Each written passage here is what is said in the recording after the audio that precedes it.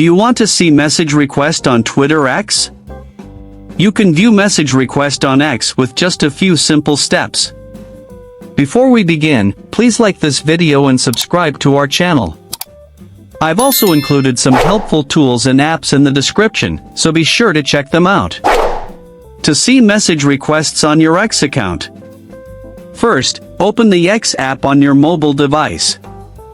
Once you are on X, make sure you are logged into your account. Then tap on the messages icon at the bottom of the screen. This will open your direct messages section.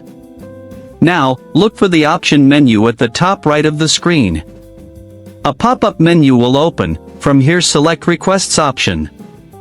Here, you will see messages from people you do not follow on X. Tap on any request to read the message. You can now choose to accept, delete, or block the request. If you tap on Accept, the conversation will move to your main chat section.